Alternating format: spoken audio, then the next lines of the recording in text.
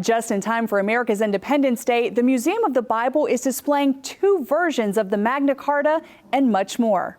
Everybody knows about Magna Carta, but most people, I would assume, don't know that the first clause of Magna Carta is about the freedom of the church, and that one of the authors of Magna Carta is an Archbishop, Enlighten, who is a biblical scholar and used his theological knowledge and expertise to use the Bible to argue against what the king was doing. The Magna Carta was revised several times. The museum has the version from the year 1300, which was viewed by American founding father Thomas Paine, author of Common Sense, and the 1217 version that started something spectacular. The 1217 document is one that essentially goes on to become English law. Also on display, the Charters of the Forest that reestablished certain rights for the lower classes of the period and were issued in conjunction with each Magna Carta. There's also a medieval sword, a replica of King John's bejeweled clothing, and a lawyer's reference copy of early English law. Despite the Magna Carta's message of individual freedom, the exhibit also points out the extreme anti-Semitism of the time. In 1217, the king's regent issued a dire directive, which made it a law that the Jews in England had to wear a badge on their clothes to identify themselves.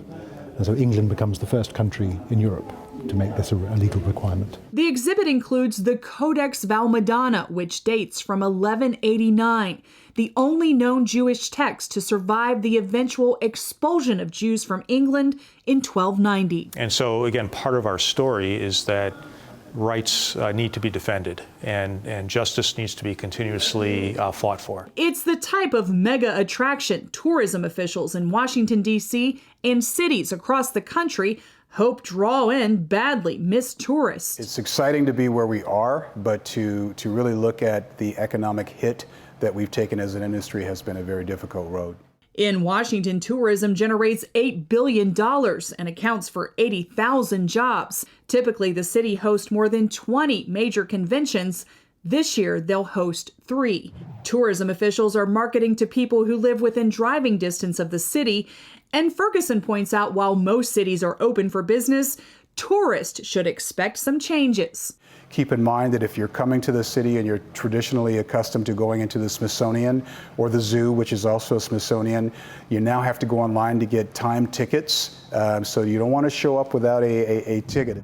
And here at the Museum of the Bible, curators are excited to show visitors the biblical basis for the Magna Carta, which inspired the freedoms we enjoy in America today.